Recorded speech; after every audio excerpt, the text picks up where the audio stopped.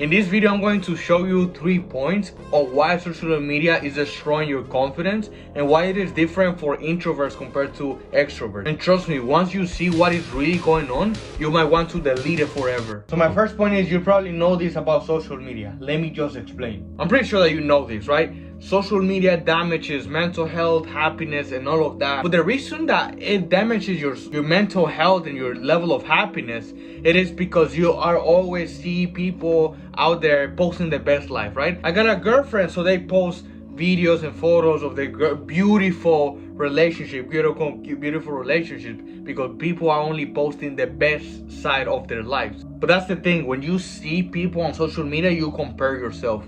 They are living a better life than I am. So that's the whole thing on social media. Every time that you open your app, let's say it's a Friday, and since you don't have friends, since you don't have a girlfriend probably, all that you see is people posting. They're having good time, they're having fun with their friends and all of that. And makes you compare yourself. But why comparison is 10 times more toxic for introverts than extroverts? The real reason, it is because introverts, people that have social anxiety, shy guys, they are already damaged. They already have a fucked up personality, a fucked up beliefs about themselves. Either people don't want to be my friends, either I am too boring, or no one wants to talk to me, I have nothing interesting to say. Those are the beliefs that you probably already have about you. Because you're shy and you're quiet, and everyone tells you, oh, you're a quiet dude, right? But they don't tell you what is going on. The reason that you don't speak up, the reason that you don't tell your stories when you're in a group of people,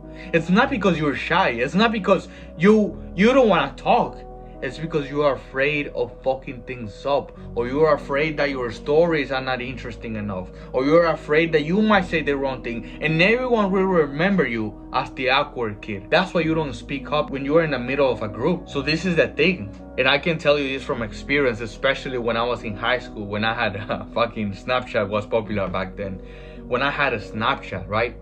And since I had this belief, when I would open the Snapchat, I would always see on people's stories their best lives, their parties, their stupid things that they were doing with their friends, right? Maybe jokes or certain things, and that would destroy me. I remember that one time I literally cried when I was laying down in my bed because I just felt so depressed, and I was like, man, like, why was I born this way? Why do I have this personality? Why do I have the boring and the loser of this story, of this movie? I couldn't comprehend it. And even last year, that's when I started this movement and I decided to change social anxiety and all of that. But last year, I tried to do an online business. So I was doing marketing, right? I was doing marketing, sales, and all of that. So I decided to join a program that was pretty expensive.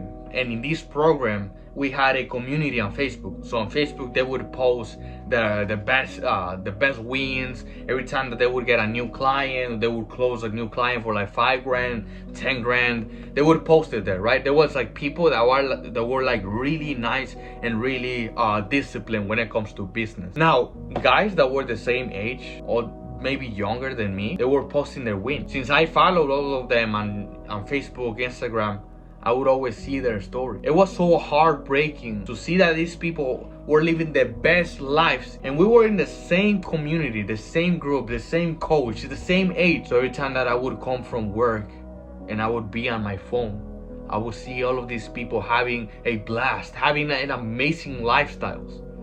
What does that tell me as a human person, well, quote unquote?